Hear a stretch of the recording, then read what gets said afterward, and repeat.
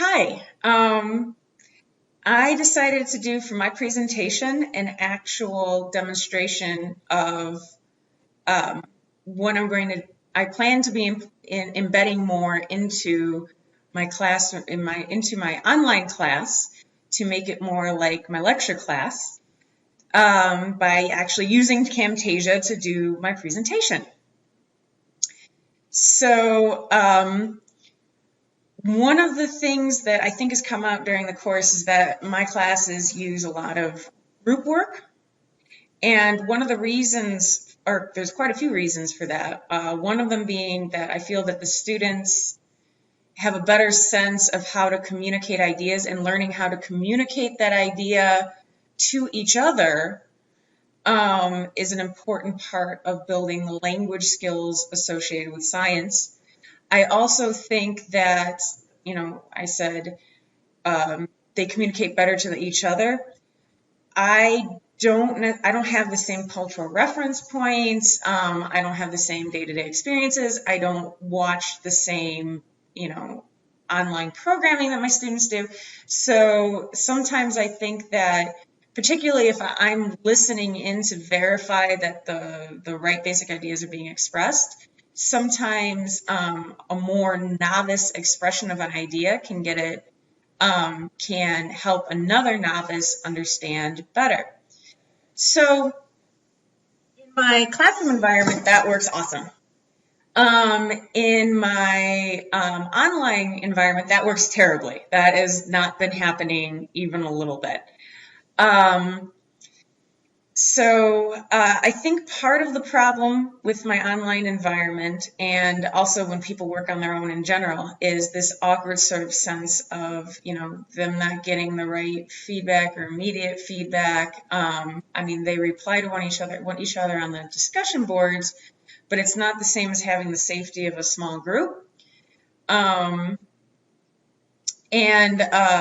So I want to bring that small group discussion, collaborative type experience into my online environment. So what I'm going to do is I'm going to show you 3 examples of what I do in my classroom environment, how I translated that into my online environment previously, and how I'm going to try to bring those same group dynamics that I see and work so incredibly well in my in classroom environment into my online environment. And I'm hoping Camtasia can play a big role in that. So the 3 examples that I'm going to give you are one of them is going to be from the weathering unit. Another one is going to be talking about phases of the moon, and another one is going to be plate tectonics and cookie tectonics. And that one's a really good example because I actually have 2 radically different strategies for that. So let's take a look at weathering first. So in my classroom environment, so this is kind of representative of my lectures. I start out and I give a little lecture, and we talk about this, and hopefully they did the homework already so they can participate. What is weathering? What is erosion? What is mass wasting? All that kind of stuff. And we go into the different kinds of weathering and go over some examples. Now, one of the things that I like to do, this is something that I brought up in the class, is that I pause the class for a moment. You can see in the notes it's actually labeled discussion. That's because that's a cue to me to stop and look around and see what see what they think is going on. So based on what we just discussed about weathering, where do you think in the map below the greatest chemical weathering will occur? Where will the greatest physical weathering occur? And so they've learned how water and the presence or absence of water and high and low temperatures can play a role in both chemical and physical weathering. And basically the take-home message of this, well, we're going to have a lot of chemical weathering in very tropical environments where there's lots of water and lots of heat. We're going to have a lot of physical weathering, not in polar regions, but in regions, temperate regions like here in Watertown that have also a high level of a lot of water involved. So, and then we go out, and my students actually really love this because we usually do this when it's bright and sunny and it's a beautiful part of the semester, is we go out and we make weathering observations. So in the table below, list evidence of weathering of natural and man-made objects, include a description, try to name the weathering processes involved. And when we're in the classroom, we talk about, oh, what's the difference between description and what's the difference between, what's really an observation and how do I know that it's weathering? So don't tell me that you saw oxidation. Tell me what you saw. Tell me that you saw, for example, brown spots or orange spots on the rocks outside the Samuel Berthy building. Stuff like that. Okay, so let's take a look at how this translates into my current online course. So this is the outline of my online course. And because my in-classroom course is broken up into a mini 0 unit, which is just an introduction to science, and then unit 1, 2, 3, and 4, that's what I did in the online environment. We'll talk about that, changes to that in the new course. And so basically for the weathering scavenger hunt, I tell them to take their camera outside and find 2 examples of each of the following types of weathering. You can use weathering of man-made objects in your example. It's basically a similar description. Throughout the course in the online, they have these packets that they have to print out and they turn in at exams. There we go. Just a second. There you go. So they have book notes that they have to take, and they have activities, and then they, their weathering activity basically, take your pictures and attach them at the end of the packet that they're going to hand me at the exam. So Dean actually pointed out that this is actually more, in many ways, like a correspondence course than it is like a modern online course. And originally I was very happy with that because I thought, it's going to be very similar to what we do in the classroom. It doesn't translate the same. So let's take a look at another example. Phases of the moon. So in my lecture activity, so this is the first part of the second unit on astronomy. And we use the book to help us answer the following. We do a little effective domain, Carl Sagan quote, "The Earth is a very small stage in a vast cosmic arena," and we talk a little bit about Voyager. And, just a few minutes on something kind of fun and inspiring about the astronomy. I love astronomy.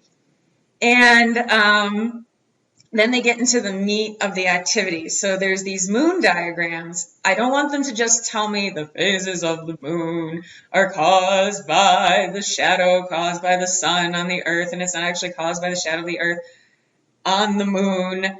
No, I really want them to understand, geometry involved and that it's based on perspective.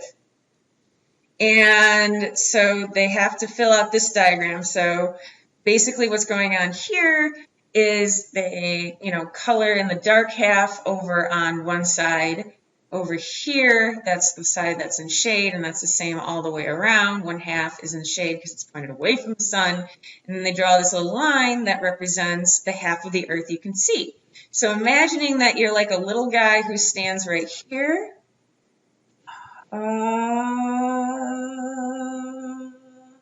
Imagine you're a little guy that stands like right here and you're looking up. What will you see? If you stand here looking up, what will you see at number 1? What you'll see is that the left side of the moon, left half of the moon is bright and the right half is in darkness. And it depends on where you stand around the different sides of the moon. Now, I did pretty much exactly the same thing in my online course. So I give them a simulation provided by NASA, or actually, it's NASA and the Khan Academy. So they go through this animation, which that was part of the problem, is that they just really didn't understand You know, they couldn't get the animation to run on their machines. There was apparently some problems with that. They also really did not understand that the dot was not actually moving, that represents a point on the Earth that's moving as the Earth rotates. I mean, there are all sorts of conceptual problems associated with this. I got more emails about this than just about anything. They were super confused. And who are they going to reach out to? Well, you know, they didn't want to voice it in the discussion because they're like, I really don't understand this, and I think I'm the only one that doesn't understand this. And what was really going on was nobody understood it. So basically they used this animation as though that represents, you know, as though that substitutes for me, you know, actually holding a soccer ball and doing my little moon dance,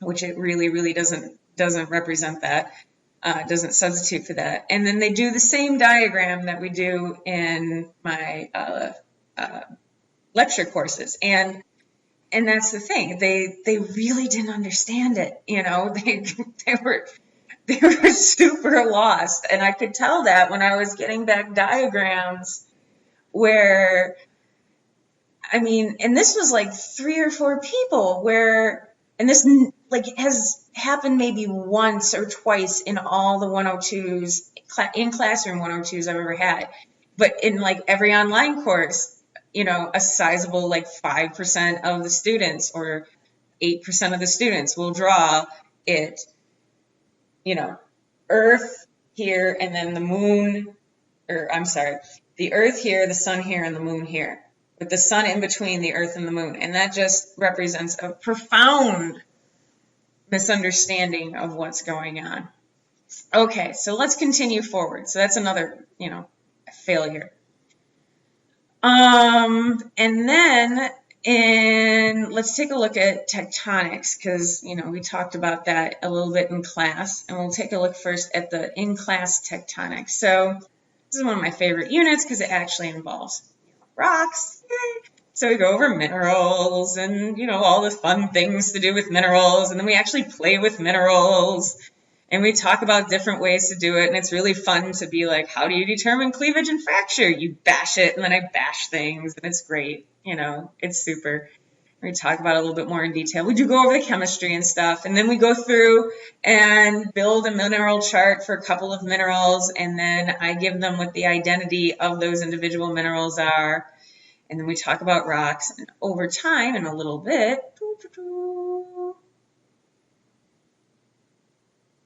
if we keep going, earthquakes, volcano. Like the fun part of this unit is like, I think to myself, it's like Old Testament earthquakes, volcanoes, end of the earth. Okay, so we go into cookie models of the earth, and I do a little lecture, and we talk about all the different things Plate Tectonics explains and how this is.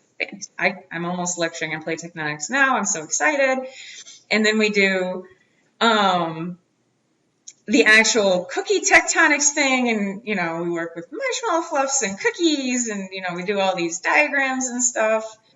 And then they have to create all these maps. So they draw all these maps and they label them, and they think about all these questions. They fill out all these charts, working really closely in their little like 3, 4, 5 person group all together, you know, having these discussions, you know, why do we expect earthquakes at convergent, divergent, and transform plate boundaries? And then they have to go over, you know, the lesser Antilles and the greater Antilles, and I don't give them any, you know, diagrams or anything. They have to figure it out from what they just learned. Now, how did I translate that online? Well, I took a seminar course, an online seminar course last summer that was actually really, really brilliant. That went over all these large databases that you can use in earth science. And I was like, oh, this is so good. This is going to be great for my online students because it's all online and they can do it from home, and it's super. So they use the Iris earthquake browser. Now, okay, so seeing it now after teaching this for 2 semesters with this thing, and seeing it from student comments is like, to me, this is like, deep earthquakes, shallow earthquakes, providing lots of information to a student who's never seen anything that looked like this. This is super scary stuff. And instead of like the really approachable cookie thing, they go through this activity, which I don't really want to get rid of because I feel I actually want to integrate this into my 110 class, because I think that there's serious learning going on here. I really believe in this project. But getting dumped into this project for my online students, they were like, instead of making it all like happiness and cookies and approachable, it was scariness and awfulness. And this is why I hate science, because it's full of numbers. Because they go through it. I worked really hard on this. I think it's really cool. And they figure out how Tonga formed and why we find deep focus earthquakes near Tonga. And then they have to look at, Greenland and come up with a prediction for how did Greenland and Iceland form through the same processes, and did Iceland form from the same processes as several other islands like Tonga. So they're comparing all these units. So it's a really good activity, but it was so intense, just dumped into that. So now we've gone over what was. Let's talk about what's going to be. So a couple of big changes and stuff I've been working on this week. One big thing is structure. Structure. So this is the outline that I have now. This is what I'm looking at, these 1 mini unit, the 0 unit, and then 4 actual units. Over here, I've broken it up a whole lot more, much smaller, more digestible chunks. Here you can see that the descriptions are, in this module, you will learn about climate, weather, and Earth's oceans. So here, I actually list out in the new one, like some really specific learning objectives. So that just should have been, I didn't really take a course on, I've taken pedagogy courses. I never took a pedagogy on the online environment course. And I kind of wish that I'm glad that we have those available now at SUNY Jefferson. I'm really appreciative of the IT people for being patient with me. But this is the kind of structure that I got out of the, that's just left over at the bottom. But this is how it's broken down. So it's like 2 or 3 week periods of time for each section. Now the big thing is over here, if we have groups. So I'm breaking everything down into groups and teams. Okay, so in this particular example, I decided to name them after the planets. So they're Team Mars and Team Mercury and Team Neptune. And Team Uranus, or Uranus, if you want to pronounce it that way. And so they're going to have individual discussion boards. And what they're going to do is instead of handing in a packet to me, each one of them individually, they're going to hand in a team packet. And in the discussion boards, everyone's got to comment on every single question. And instead of having these huge packets like I had over here, because people are like, that's so much homework. Oh, not over. Like, yes, here is an example of the online packets. People are like, that's so much homework. I'm like, if you broke it down more, no, they are not going to do that. They are not that kind of motivated, and, they don't have that kind of organizational skill. I gave them all these questions before. I'm not going to do that this time. What I'm going to do instead is have the assigned readings, have quizzes associated with the readings, but then only a few, I'm thinking for each one of those little units, maybe 10 really in-depth synthesis and application questions that they can work through together. They all hand in one packet, and in the discussion threads, they've got to all comment on the question. And I haven't determined how we're going to do group evaluations yet, but I'm hoping to make that part of it too.